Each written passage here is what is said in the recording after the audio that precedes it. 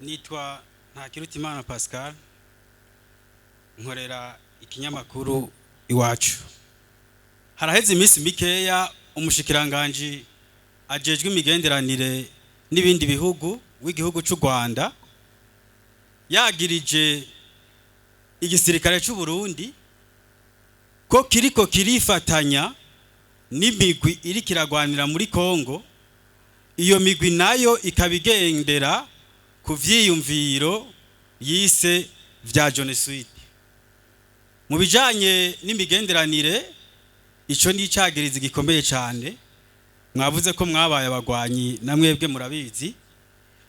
Mu mugambwe CNDD-FDD usanzwe uri ku butegetsi, ico cagirizi mwacakiriye gute, mukivuga ku iki? Murakoze. Imigenderanire y'u Rwanda rwagirije u Burundi, abazoburundi bakora n'imigwi yo muri Kongo. None u Rwanda ari byako rubijamo gute? Kaje niko ndabaza. Kongo n'u Burundi ni imigenderanire yo gufasha no mudabisirikare. None u Rwanda rubijamo gute? Beyo migwi yabagiriza genocide kuva mu 1993 abasaba u Rwanda baje muri Kongo kwirwanya. Nimba batayi imanzi irasha. Ni nk'ako kajagari bazabateye. Batera iki? Nibamwe mu kuva mu 1995 kane nibamwe yatera Kongo bica abantu bagirane ngo riko baganyini. None ya 30 mewo murongo wa 30 yo yatangura sinakingana. Warundi bakora nini? Biya ibintu bitwaza waruze kujanuriza. Ibintu bitwaza kugira uguma wiriza nta kwiriza.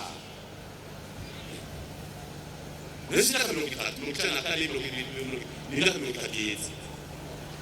Itwumvisa abantu bagano barira basangani ugaye kurondera muri FDL bagwarira iyo ruguru kira zayituriza he bama bane sinamirongo kageze.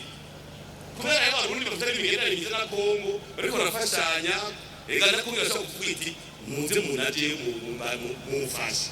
None umuntu nafashe ubundi. None barashafije.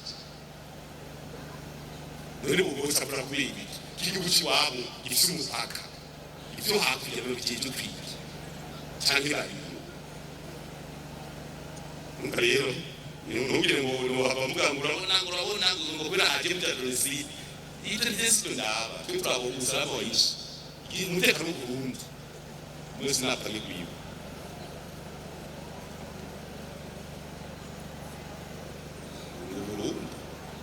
Abarundi bazi kwisi discipline bamwe bafite indero mvako. Yesu mukuru yarakivuze ati none ko twagiye muri Kongo abanyarwanda bakubwira ko bari FDL ati niba twariperereza ati ko bagiye tukira aho bari tubarasi barabivuze. Nazobaririza rero aragiye tukira aho bari nabo yitwarasi arabireka nukuvuga gusa nicyo gituma icobera cyashavuze.